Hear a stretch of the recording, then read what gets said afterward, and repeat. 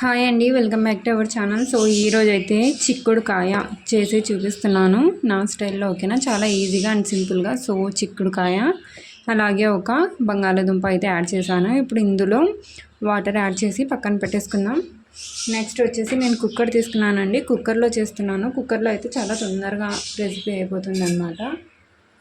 So ముందు cooker పెట్టేసుకోవాలి. Cooker heat అయిన తర్వాత ఇందులో ఆయిల్ యాడ్ చేసుకోవాలి.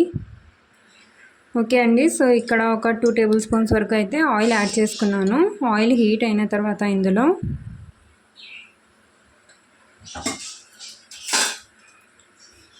సో ఒక మీడియం సైజ్ ఆనియన్ ఇలా సన్నగా కట్ చేసి యాడ్ చేసుకోవాలి.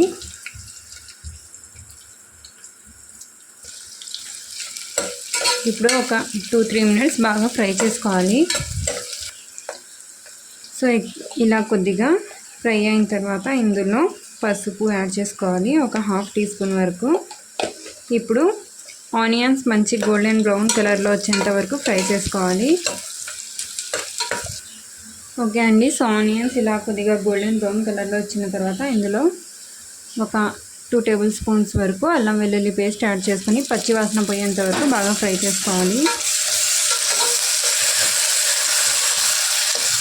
సో అల్లం వెల్లుల్లి పేస్ట్ పచ్చి వాసన పోయిన తర్వాత ఇందులో సన్నగా కట్ చేసి పెట్టుకున్న ఒక మీడియం సైజు 2 టమాటాలు ఇలా కట్ చేసుకొని యాడ్ చేసుకోవాలి.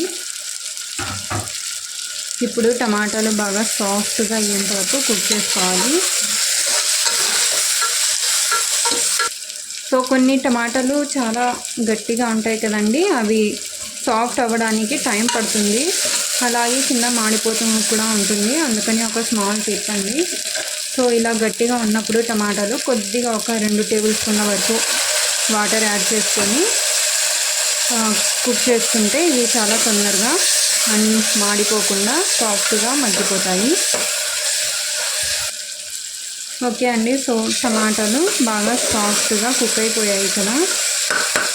కొద్దిగా ఇలా మ్యాష్ చేసుకుంటే టమాటాలు చాలా సాఫ్ట్గా అయిపోతాయి.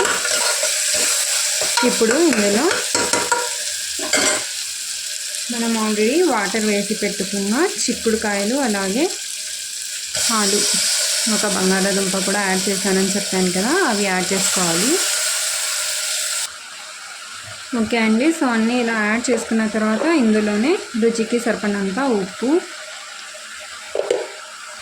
అలాగే కారం పొడి, సో మీరు ఎంత స్పైసీగా తింటారో దాని అకార్డింగ్ యాడ్ చేసుకోండి. ఇక్కడ నేను 1 టీ స్పూన్ యాడ్ చేశాను. 1 టీ స్పూన్ జీరా పొడి, ఒకవేళ జీలకర్ర పొడి లేకపోతే ధనియాల పొడి యాడ్ చేసుకోవచ్చు. ఇంకా లాస్ట్ వచ్చేసి ఎండు కొబ్బరి పొడి. సో ఆల్రెడీ మన ఛానల్లో నేను వీడియో అప్లోడ్ చేశానండి, ఎండు కొబ్బరి పొడి ఎలా ప్రిపేర్ చేసుకోవాలి అని. ఒకవేళ ఇంట్రెస్ట్ ఉంటే వెళ్ళి చూసేయచ్చు. సో ఒక 2 టీ స్పూన్స్ వరకు ఎండు కొబ్బరి పొడి యాడ్ చేశాను. ఇప్పుడు బాగా మిక్స్ చేసుకోవాలి.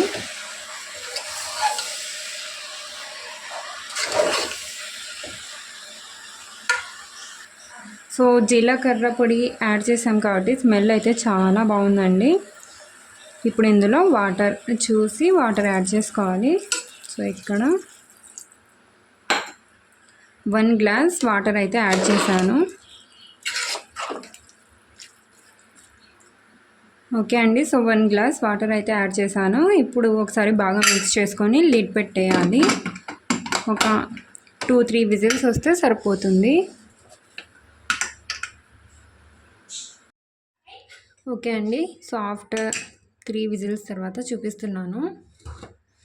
సో ముందు ప్రెషర్ మొత్తం పోయిన తర్వాతనే కుక్కర్ ఓపెన్ చేయండి. ఓకేనా,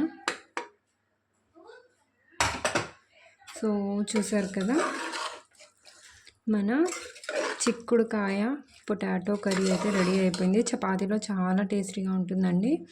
ఒకవేళ మీకు వాటర్ ఉన్నట్టయితే కనుక గ్యాస్ స్టవ్ ఆన్ చేసి హై ఫ్లేమ్లోనే పెట్టేయండి. ఒక 3 to 5 మినిట్స్ వాటర్ని చూసి వాటర్ని బట్టి వాటర్ మొత్తం డ్రై అయిపోయిన తర్వాత గ్యాస్ ఆఫ్ చేసేయండి. ఓకేనా.